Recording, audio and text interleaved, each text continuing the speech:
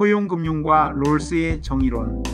포용금융을 설명할 때 가장 먼저 등장하는 철학자는 존 롤스입니다. 롤스는 그의 저서 정의론에서 공정으로서의 정의를 주장하며 무지의 배일 개념을 이용하여 공정한 기회균 등의 원칙, 차등의 원칙, 최소 수혜자의 원칙을 설명했는데, 이를 쉽게 풀어보면 사회의 혜택이 가장 불리한 사람에게도 공정하게 돌아가야 한다는 것입니다. 마치 우리가 케이크를 나눌 때 나누는 역할과 우선 선택 순위를 합리적으로 정하면 누구도 배제되지 않게 정의를 실현할 수 있다는 것입니다. 이 관점에서 포용금융은 금융 서비스에 접근하기 어려운 사람들, 즉 사회적으로 소외된 이들에게 공평한 기회를 주는 것이 중요합니다. 포용금융은 모든 사람이 사회라는 정원에서 각자의 꽃을 피울 수 있도록 물과 햇빛을 공평하게 나누어주는 것과 같습니다. 롤스의 정의론은 이러한 포용금융의 필요성을 철학적으로 뒷받침해줍니다. 공리주의와 포용금융. 다음으로 제레미 벤담의 공리주의가 있습니다.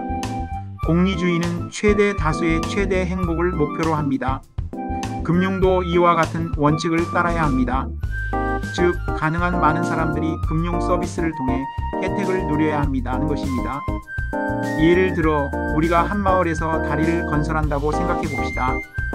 그 다리는 마을 사람들 대부분이 이용할 수 있어야 하고, 그 다리 덕분에 사람들의 삶이 더 편리해지고 행복해져야 합니다.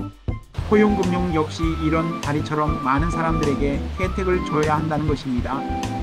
단순히 소수의 사람들에게만 혜택이 돌아가는 금융 시스템이 아니라 다수의 사람들에게 도움이 되는 시스템이어야 한다는 것이 벤담의 철학입니다. 칸트의 윤리학과 포용금융. 임마누엘 칸트의 윤리학은 도덕적으로 옳은 일을 해야 한다는 점을 강조합니다. 칸트는 사람들이 수단이 아니라 목적 자체로 존중받아야 한다고 말했습니다.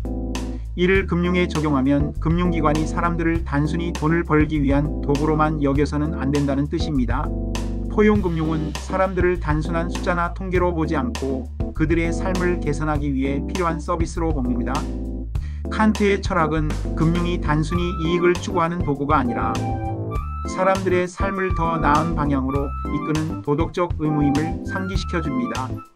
공동체주의와 포용금융.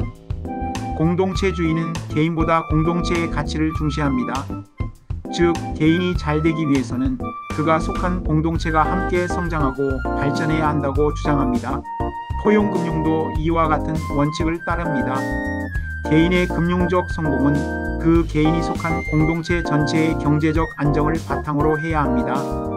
이것은 마치 나무 한 그루가 튼튼하게 자라기 위해서는 숲 전체가 건강해야 하는 것과 같습니다. 포용금융은 단순히 개개인의 금융적 성공을 돕는 것이 아니라 그들이 속한 공동체 전체의 번영을 추구합니다.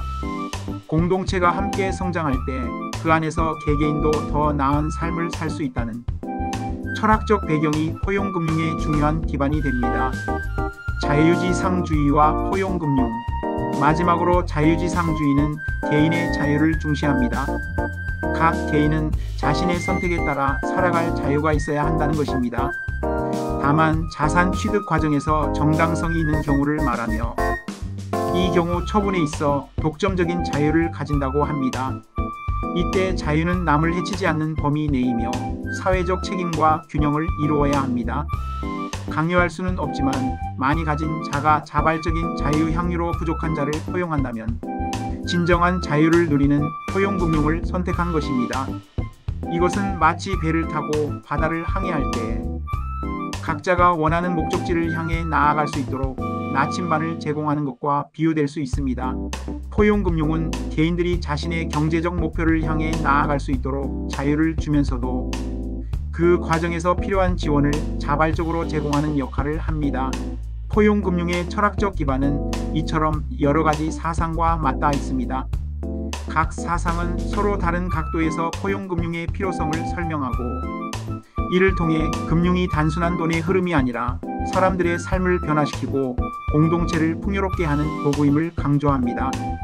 롤스와 마이클 샌델은 지금 나의 상황이 나의 능력에 전적으로 비롯되었다기보다 우연성에 좌우되는 경우가 많음을 자각하고 교만과 자괴감에 빠지기보다는 공동선을 향한 토론과 열린 마음을 강조합니다.